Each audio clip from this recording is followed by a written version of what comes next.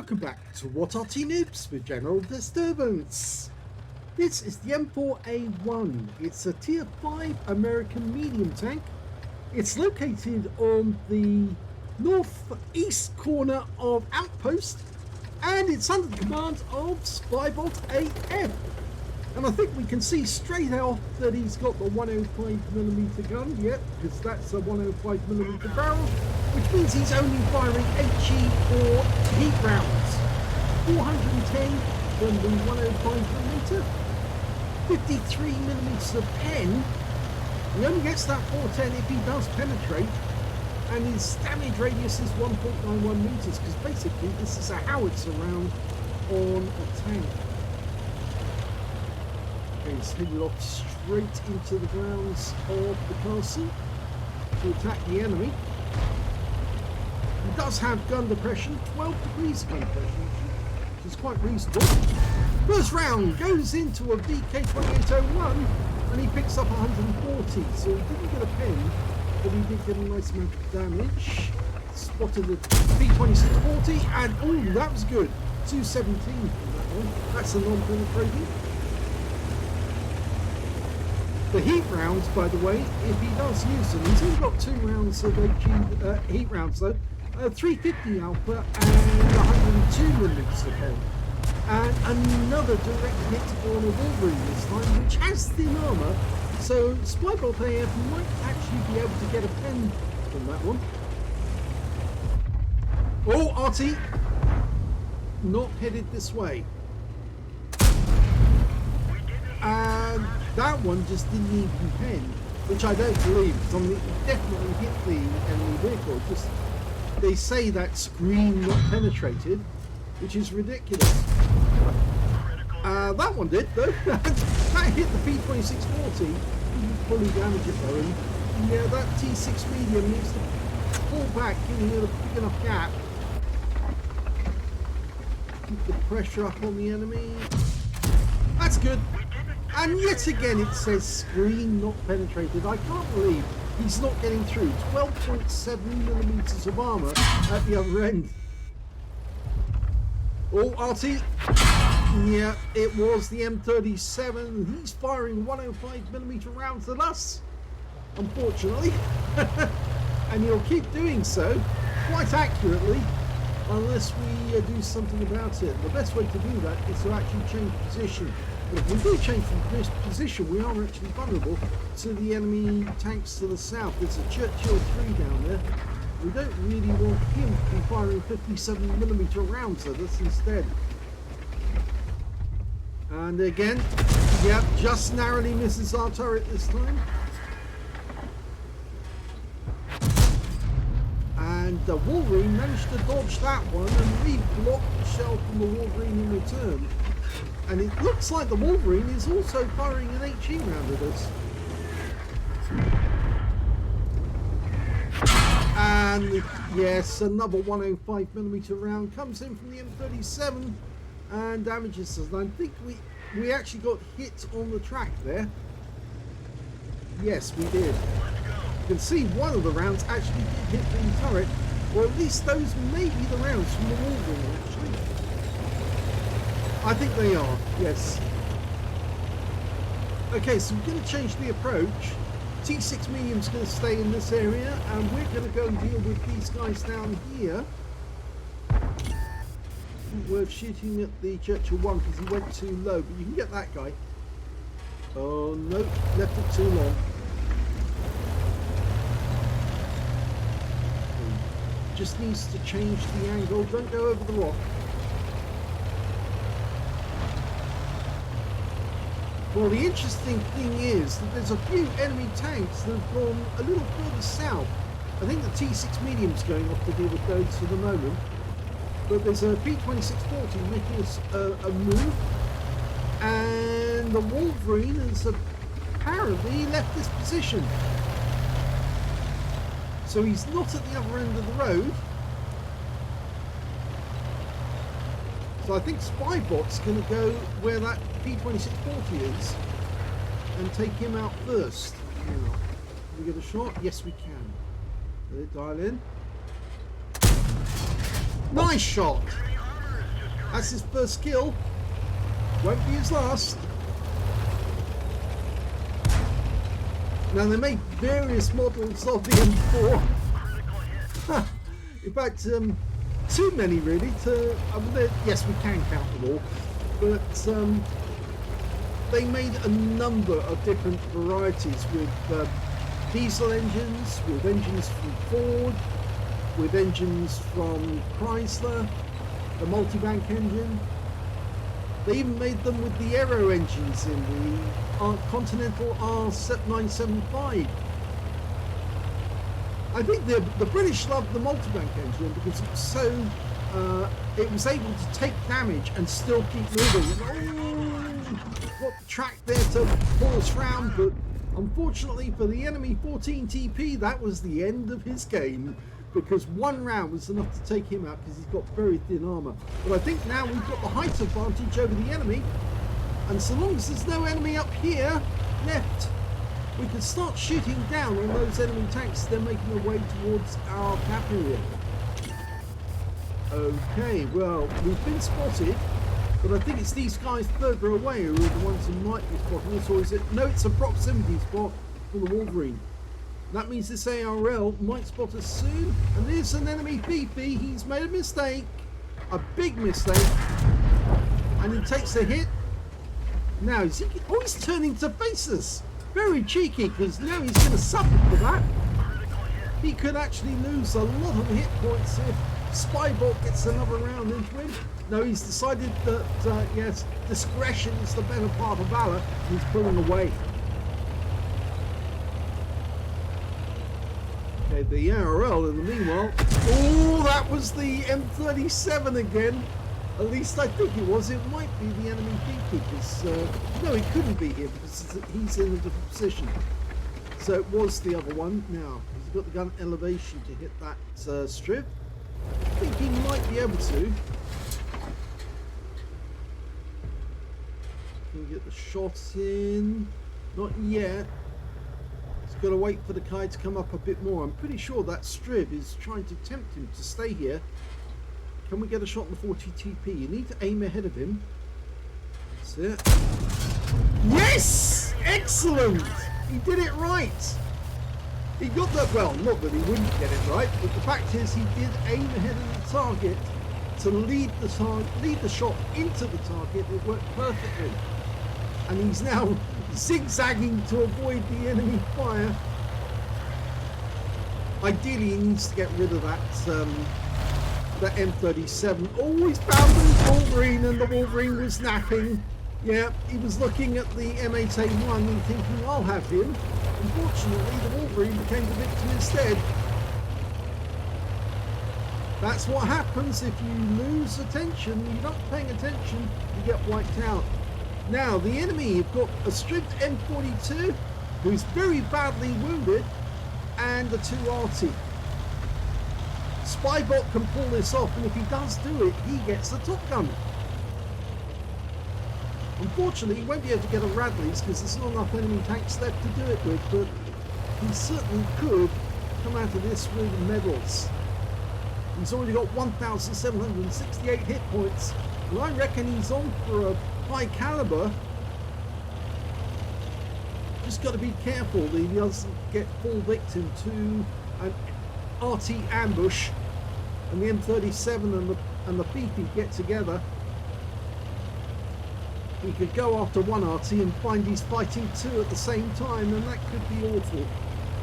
But I think he knows that the Strid N42 is just around the corner. No, he's not. He's pulled away. There he is. There's the PP running away, but he's seen us. Oh, and that was a good shot, a clean shot to take out the PP. Tried to return fire, but yeah, SpybotAF was just much better with the gun. He's dodging and weaving to avoid enemy counterfire. And in fact, actually, our teammate in the M8A1 found and killed the Strid M42 whilst we were engaged with the PP. And now there's only one enemy left. It's that M37. The guy has been pumping rounds in our direction. Already hit us twice. And I think the M8A1 might get him, but it would be nice if the M8A1 recognises that SpybotAF is on for a top gun. We just need to motor as fast as we can go to get close enough to get a shot. It looks to me like the M37 is setting up to try and ambush the M8A1, but the moment we go over this rise, he's going to suddenly realise he's made the mistake. Yeah, he went for the wrong target, and that's the kill that wins the game and earns a top gun for SpybotAF.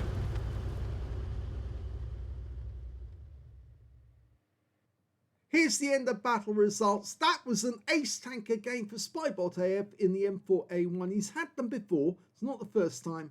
He did get a duelist for taking down 2 tanks who damaged him, a fire for effect for doing more damage than the hit points of his own vehicle, Pascucci's for killing 2 enemy SPGs during the game, as well as a Top Gun for getting at least 6 kills. He got 6 exactly. And his win rate from the battle was 11,399, which is super unicum and quite a bit more, because he really performed very, very well in this game indeed. Let's have a look at the team score and see where he was. Well, he got 2,058 hit points of damage. Unfortunately, it wasn't the highest damage in the game because that went to the VK2801-105, who got 2,206. So, yeah, commiserations on not getting the high caliber. But at least he got the second highest damage in the game, and the third highest damage went to the T-3485 on his own team, 1,705. When it came to kills, though, he had the top mount. He got 6 kills out of that one. 3 kills went to the M8A1, who also survived the battle. They could have platooned, but unfortunately they didn't. And 3 kills also went to the ARL-44 and A-43 on the enemy team. The VK2801-105, as I said, he got the high caliber. When it came to base XP, yep, that goes to Spybot. He got 1,105, the only player to get over 1,000. 814 went to the T-3485, and the ARL-44 picked up 748. He fired only 16 rounds in the game. He was very careful with his ammunition. 15 direct hits on the enemy, but only 4 penetrations. I think it goes to show you that when you're sometimes firing at a target that's moving backwards and forwards, and you keep getting those screen not penetrated reports, yeah, you know that Wargaming's lying to you, because of course that shell did hit the enemy tank. It did hit, and it should have penetrated, no problem whatsoever. But of course, Wargaming keep altering the game to try and make it so either HE's inefficient or Arty's inefficient and don't do the job. But of course, the screen not penetrated is absolute rubbish, because if a HE round hits the outside of a tank, everybody inside it knows that they've been hit. 9 splashes on the enemy as well. 2,058 hit points of damage, of which 571 were at more than 300 meters. So the majority of damage done at close range. 8 hits received from the enemy. 3 of those were penetrations, 3 non-penetrations, and 2 hits by way of splash damage as well. That was the M37 knocking and saying hello. 110 hit points of damage blocked by armor. 2 enemy vehicles spotted, 8 enemy vehicles damaged, 6 killed, and 535 hit points of damage assistance. He earned 39,654 credits on a premium account, and after repair and ammunition resupply took away 27,004 credits profit. 25 bonds for mission achievement, 1,657 XP times 2 for the first victory, 3,315 experience points altogether. So yes, he says, who says the HE doesn't work? It does work very well if you can get a nice clean hit on the enemy at close range, like you did to the 14 TP. They don't survive very long, or for the M37 for that matter, or for the P2640 for that matter. You put great hits on those tanks. If you're trying to shoot over a ridgeline, it can be difficult, but when you get a clean shot at the enemy, yes, HE does work, and it does overwhelm the enemy tank. Even if it doesn't penetrate, it can be pretty overwhelming. So this is the first replay. I've got another one for you. It's not the M4A1, it's Spybot again, because he's in a different tank. So let's go into that replay straight away. Well, this battle is in the heavy tank number 6, the tier 6 Japanese premium heavy tank. Well, it's actually a Tiger, but yeah, they called it heavy tank number 6. The Japanese did come over to buy Tigers from the Germans. They actually wanted all the plans as well as copies of the equipment so they could then make it in Japan, but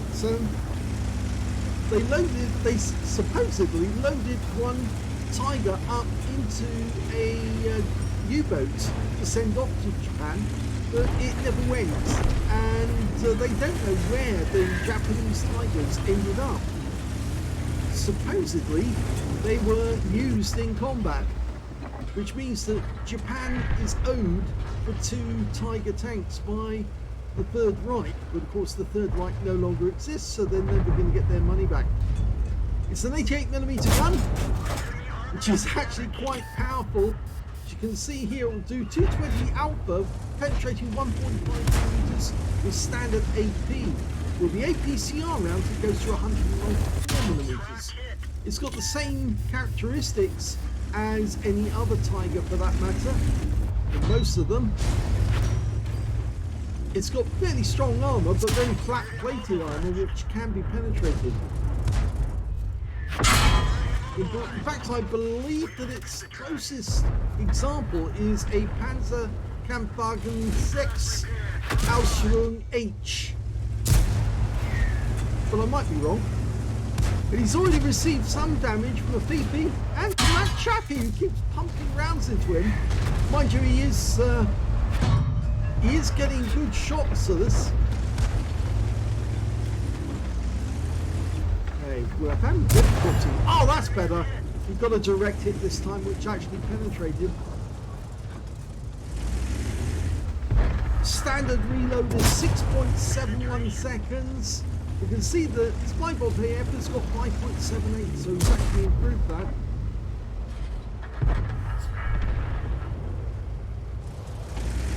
That chappie is trying to tempt us to come out, and now we're being shot in the rear by a VK2801-105. I think that's one of our own guys, is it? No, it's not. It's that guy over there, way over. And he thought that he couldn't be shot at. So he put a heat round into us. Is he going to come back? I think he is. But we might have to deal with him and the chappie at the same time. In fact, no, it's worse than that because the KB1SA has come this way. And now we've got to deal with the chappie and the heavy tank. But I think he'll have the KB1SA on the next shot. Unless that goes on the chappie. Well, the chappie's out the game at least. And he's now down, they're down 3 on the enemy, but there you go, there's the KB1SA. The KB2 on the enemy team is about to come under pressure, and he's gone. So they managed to claw back most of the tanks they lost, and that's just that Basotto, which is basically a spug in Italian clothes.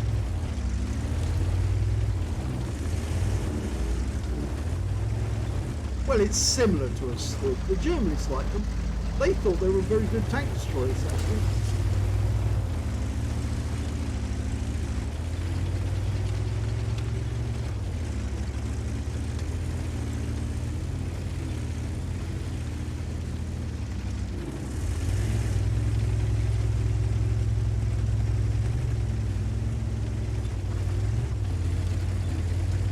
I always thought that the Tiger tank would actually have more invulnerability, considering it had a huge reputation during the Second World War. But those flat plates are very easy to puncture if you can get around to hit the right spot. And oh, KB2! Oh, very well done! He got the shot in and backed off before the KB2 could return fire, which means that probably the KB2 was having difficulty dialing in, but we've just been hit by the M4A1 HMC. He won't hit us again for a little while because he's got a bit of a long reload and a long dial in as well. But you can see the round actually hit the front plate, and that's the enemy VP firing at us, or is it not the enemy? Yes, it is the enemy VP, because he fired rather quickly and we're departing the area.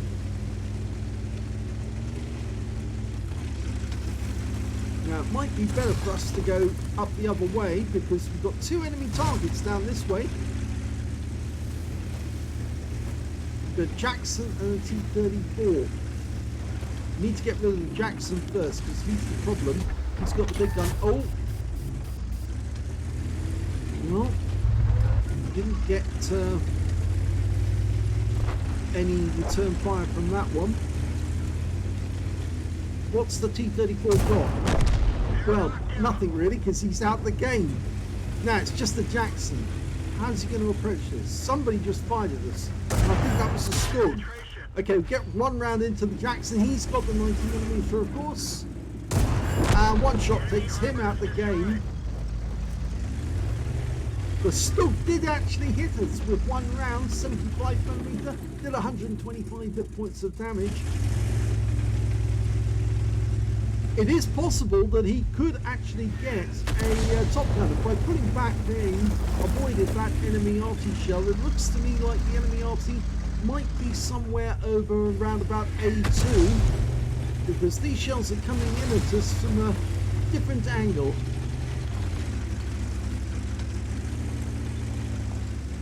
If the enemy was actually up to the directly to the north, those shells would have been coming in. Wouldn't have been able to penetrate. They wouldn't have been able to get through past those buildings. So they must be over around about A2 or A3 in order to get the right angle. I suspect that the VK3601H and the KV1SA are going to spot them very shortly. My God, they've moved. You can see where they were because that VP's made a long distance away from his firing position, and there goes the Basotto as well. So now the only ones left are a Stug by Aslains G and the M4A1 HMC. Well, the Stug was last seen up in the village. He didn't fire at us as we went past the gap, but I don't think he can see us.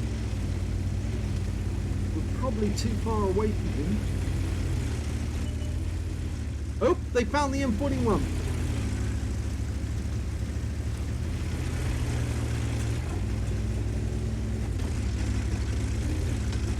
I think they're holding those guys so that SpybotAF can get a nice shot in. There he is. Oh, and we just lost the KV1SA, but there's one shot to take out the M4A1 HMC, which means the top gun is still on the cards if we can get the Stug by Aslains G.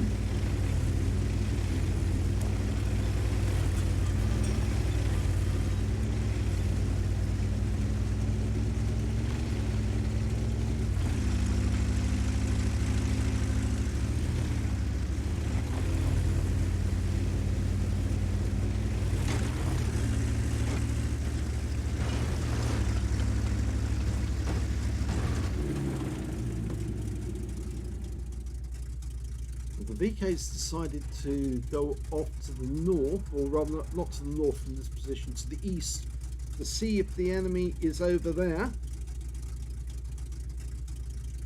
Meanwhile, Spybot's going to stay in the cap and tempt the Stug to come at him.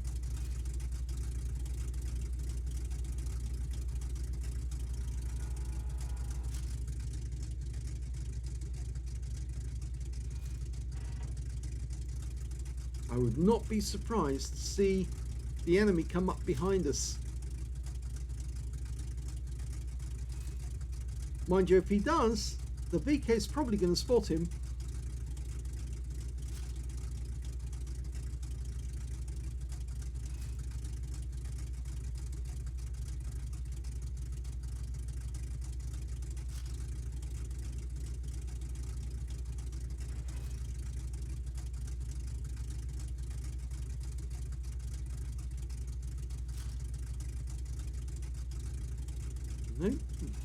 Very surprising that he's leaving it so late.